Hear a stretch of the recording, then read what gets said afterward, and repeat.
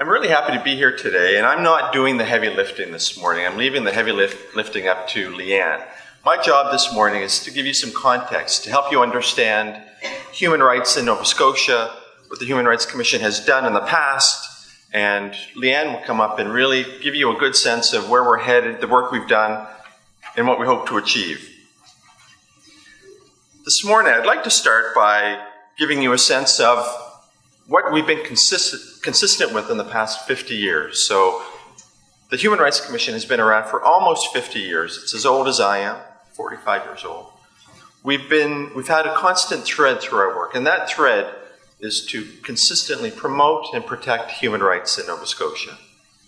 And we do that in a few ways. Of course, it's always best to promote. To promote means people are doing things for themselves. So through promoting human rights, we give people the information, the knowledge, the tools they need to respect the human rights of others and ensure that their own rights are respected. That doesn't always work, though. Sometimes promoting human rights isn't enough. Sometimes we need to help take people by the hand and lead them where they need to be, whether they want to be there or not. And so, of course, the Human Rights Commission has a dispute resolution arm that I'm responsible for leading. And our job is to make sure that people's rights are respected in all aspects of their lives. Let me give you a little bit of sense of who we are. We're located just down the street. We're in Summit Place. We've got a beautiful, beautiful building. You should come visit us if you're interested. We're a small organization with a big impact. We have 22 staff members. And they're divided between Halifax, where the majority of our folks are. We're in Sydney, and we're in Digby. We have 12 human rights commissioners, and they're folks who are independent from the commission. So they're not employees, they're government appointees, and they're the decision makers among us. So between staff and commissioners, we deal with about 2,000 inquiries a year. So we answer the phone, we have walk-ins, we get emails. We talk to about 2,000 people a year about human rights in Nova Scotia. And most of those folks have a very specific question. They have an experience that they want to relate to us, and they want our insight, they want some thoughts, they want some advice, they want some help. Of those 2,000 inquiries that we get, each year about 300 of them make their way into what we call a complaint. And so for the most part, when we help people, we say, thank you for telling us your story. This is what I understand your story to be. Here's how you can help yourself. So about 1,700 times, we say to people, here's what you need, go about your business and you'll be fine. About 300 times a year, though, we end up saying to people, you know what, let's define your problem fairly clearly. Let's see how we can help as an organization. And that's when we file a complaint and we kick our dispute resolution process into place. And you'll hear an awful lot about that in the next 40 minutes. Of course, our commission also has a law shop, and that's our legal counsel. It's a small shop, it's 2 people. They're responsible for making sure we work within the confines of the law, and that when we work with the courts, that we do it well. And last but not least, of course, we have our education unit. That's another small unit with a big impact. Our education team have helped to organize this conference. They're regularly out in the community, helping people understand their rights and responsibilities.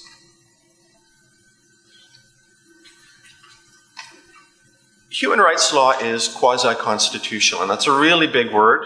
I'm sure most of you know what it means. I had to look it up when I first came to the Human Rights Commission. I've got a background in administrative law. I was director of residential tenancies. I was deputy registrar of collection agencies and consumer reporting agencies and cemetery and funeral services. So I spent my whole career regulating how people interact with each other. When I came to the Nova Scotia Human Rights Commission, my experience changed because of the nature of our work, because it's quasi-constitutional, because human rights speak to the very basic needs of us as human beings. They speak to our dignity. They speak to us as persons. There's a huge difference between regulating interactions between landlords and tenants and regulating or guiding or encouraging a positive experience as we live our daily lives as gay men and women, as people with disabilities, as African Nova Scotians. Human rights law is quasi-constitutional because it's so important to our very core. And that's reflected in how the courts interpret human rights law. So it's important to know that human rights law trumps almost everything. If, for instance, the Residential Tenancies Act, if the act is applied in a way that ignores human rights law takes over and says, you can do your work, but you also have to consider the protections of Nova Scotians under the Human Rights Act. Does everybody have a good sense of the quasi-constitutional nature of human rights law?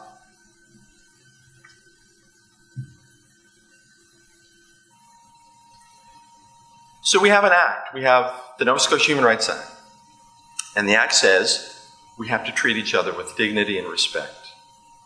And it's particularly concerned about groups in our community who might be vulnerable to being treated differently because of their characteristics. The Human Rights Act articulates a number of protected characteristics. Sexual orientation, race or color, disability, gender. I'll refer you to the Human Rights Act if you want the full list. The Human Rights Act says it is illegal to treat people differently, to cause them to experience a burden that others don't experience because they have that protected characteristic, because they have a disability, because they're gay, because they're black.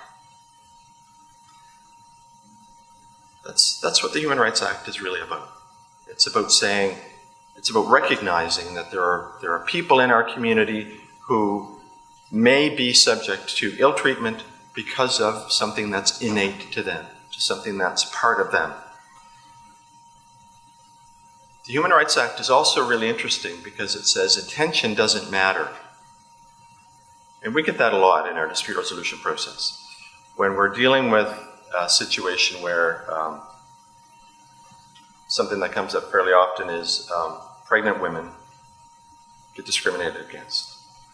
And an employer will often say, well, I didn't know I couldn't let her go because who wants to be served by a pregnant woman in a restaurant? We've heard this from an employer. And intention is irrelevant. If an employer, if a landlord, if they think they're doing the right thing by discriminating, it's not an excuse. But what's really important, and we've discovered this at the Human Rights Commission over the past year, is although under the law, intention is not important, when you're dealing with people, intention is actually really important. So there's a bit of a disconnect there, because when we've got someone in a room with us who says they've been discriminated against, there's a big difference in terms of how they internalize their experience if the discrimination was actually intentional. If the person who did not give them the apartment did so because they had children or because they had a disability, the harm to dignity is even more significant if that action is intentional. It probably won't surprise you to know that most of our complaints at the Human Rights Commission deal with employment. Probably 80% deal with employment. And of those, of course, the majority deal with physical disability and mental disability at work. Substantially issues around accommodation. We also, of course, have complaints and issues to respond to that deal with race and race relations, age, sex, sexual orientation. The sad truth in Nova Scotia, in New Brunswick, in PEI, in Alberta, in Saskatchewan is that there are people who are not hired, there are people who are fired, there are people who are not promoted because they have a disability. We have files that show that. As I've said before, about 80% of our files deal with employment. You know, we live in a community where We strive for inclusiveness, but our records show that we've got a long ways to go to achieve that.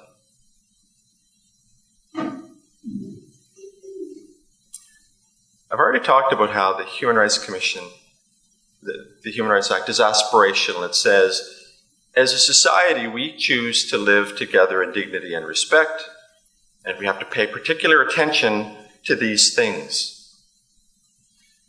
I've already talked about how the Act also says that when things don't go well, we have a process for improving that. That process has been in place for a long time. And what I'd like to do, and this is the talk of shame for me. This is a part of any public presentation I give where I have to hold my head down a little bit because I have to talk about the experience that people have had with our process over the past little while. And I survived this part of my presentation because this is a common experience across Canada. So across Canada and in Nova Scotia, traditionally, if someone filed a human rights complaint with us, it would have taken us about 8 months to decide whether to accept that complaint. And it's not that we're lazy. It's not that we had distractions. It's because of the way we set up our process. We wanted to make sure we dotted every I and crossed every T. We would spend a diligent 8 months deciding whether we would even accept a complaint for filing. And then after that 8 months was over, we would write a complaint out. We would send it to you for signature, and you'd send it back. And then it could probably take another 300 or 400 days to get back to you and start collecting information. In all this time, you probably were never in the same room as the respondent or the complainant if you were responding.